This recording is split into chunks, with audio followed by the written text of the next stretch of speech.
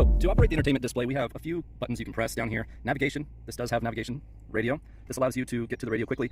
You can switch between the satellite radio and your standard AM, FM through this feature, and then you just use this shifter to go back, press the back, and then you can actually see the menu here, and you can just click over and go to your media. You can plug in your phone, and then you can actually come down, press down, and you can start to search different things here as well. So make sure you just explore that and get comfortable with it, as Mercedes entertainment display is not as intuitive as American UI and UX features. This vehicle does have the dual zone AC, so you can set whichever zone you want. You just set this to auto, and then to turn the AC completely off, you can't click auto again. You have to actually click down on this fan off button all the way down until it says climate control off. In the center console, we have our display where you can push here to go to home, and you can see trip details, your navigation, radio, different details that you may want to see. Your assistance graphic will allow to show you the radar for the car that's ahead of you and how close they are for the automatic brake assist. I do keep all safety features, parking assist features active on this vehicle at all times. So if you ever get cold, this button right here is for your seat warmer, and this button is unique to the convertible C300 as it has a heating element built into the headrest, and it will actually come out of the vents right there. So that'll allow you to stay warm with the top down. This infotainment cursor is a little bit funky. They don't have these in the newer models, but this is touchscreen, so you can actually just, you notice, switching it over just by swiping my finger on it. And then you can also press these buttons as well for back, star, and then forward. To power everything off, you just push the power button, and that'll turn the display off. To lock your things in the glove box and the center console, you can open the glove box and switch this over to lock. And if you heard that click, that's the locking mechanism working. This license plate will always be given to you on like that. That is the state law to have front and back license plates on the vehicle. It is up to you whether you want to put it in the glove box and risk getting a ticket. To operate the convertible, when you're in park, your foot does need to be on the brake, and you can operate by pushing down to close or pull up to open. So if you're moving, this convertible will open up to speeds of 35 miles an hour, which is pretty cool, because you can be going 30 miles an hour down a normal road and decide, hey, you know what, I need to put the top up because it starts to drizzle, or I need to put it down because it feels nice. It gives you the option to not have to pull over or stop just to put the convertible top down. When you put the convertible top down, so if I pick this up, it's going to drop all of the windows, and it'll unlatch and begin putting the roof back. So now you have it in the convertible position. This button right here allows you to open or close all 4 of the windows at one time instead of having to use these buttons. So it makes it very convenient to just roll this up, and it rolls all 4 of them up. To roll it back down, simply press down.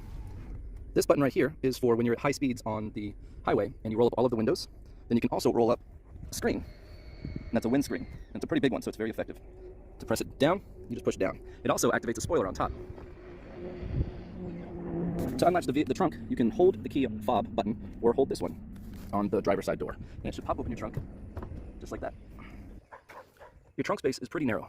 However, it is important that you do not stack anything above this portion when the convertible top is open, because the convertible top will actually come down and rest on this. So if you have any groceries or any sticks or poles or tools that are sticking up underneath of here, it will actually puncture the convertible top. To unlatch the back, if you need the length, you can actually hold these, and it will automatically pop down the back seats so you can store long things.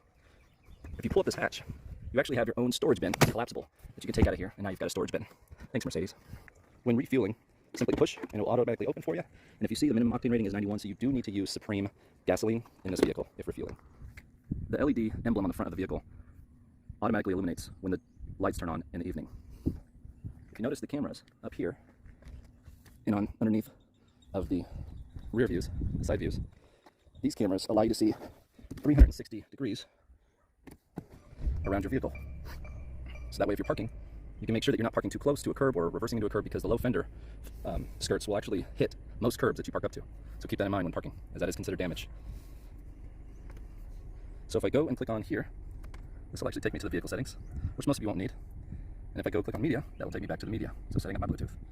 This button right here is your dynamic, so that allows you to switch the modes between if you feel like driving Eco, or if you feel like driving, if you can see it here, you feel like driving Sport Plus, which automatically stiffens the suspension. It diverts power to your gear ratios for quicker acceleration, and it also preps your brakes for harder and faster braking. So that's if you're feeling excitable. If you're feeling like not wasting and shooting through all of your gas, then Eco is your friend. I do have the Mercedes Me app, which connects me to this vehicle, and it shows me analytics on the performance of the vehicle, so I am able to see whether you guys are accelerating quickly or driving erratically or speeding or anything like that. It also shows me how far your vehicle has gone. So just make sure that you're coordinating with me. I mean, I'm very easy to work with. Just, communicate. That's all I ask.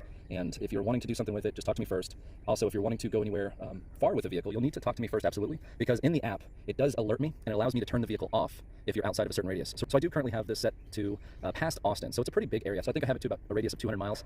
So most of you guys are going to be fine, because if you're going to the beach or anything like that, you also need to let me know, because I do not want to have sand in this vehicle, as it gets everywhere and it's terrible to get out. So if you do plan on going to the beach, make sure you just consult with me first, because I have it set to shut off before you guys even get to about 50 miles of anywhere close to a beach. So the vehicle will not run. The rear view and this side view do have the nighttime dimming.